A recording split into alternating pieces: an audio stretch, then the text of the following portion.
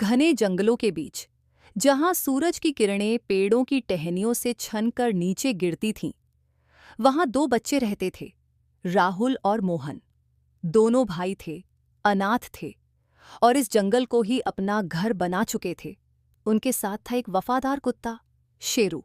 राहुल और मोहन का जन्म एक छोटे से गांव में हुआ था, मगर जब उनके माता पिता एक भयानक बाढ़ में बह गए तो वे अकेले रह गए। गांव के लोगों ने उनकी मदद करने की कोशिश की, मगर वे खुद ही गरीबी से जूझ रहे थे। आखिरकार राहुल और मोहन ने फैसला किया कि वे जंगल में रहेंगे, जहां वे अपने खाने पीने का इंतजाम खुद कर सकते थे। राहुल और मोहन ने जंगल में रहना सीख लिया था। वे नदी से मछलियां पकड़ते, जंगली फलों से भूख मिटाते और बारिश के समय गुफाओं में छिप जाते।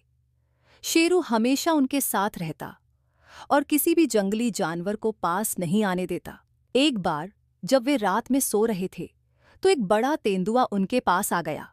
शेरू ने भौंककर उन्हें जगा दिया और तेंदुए पर झपट पड़ा।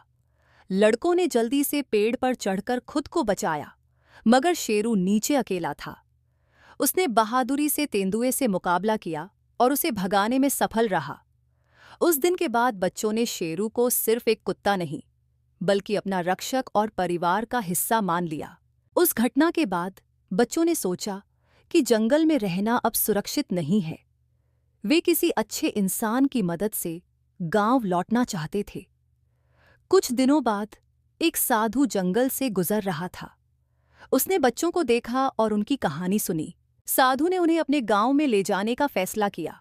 वहां गांव वालों ने उन्हें अपनाया और वे एक नए जीवन की शुरुआत कर पाए। लेकिन उन्होंने एक शर्त रखी, शेरू उनके साथ रहेगा, क्योंकि वह सिर्फ एक कुत्ता नहीं था, बल्कि उनका परिवार था। अब गांव में रहने लगे, स्कूल जाने लगे और एक खुशहाल जीवन बिताने लगे।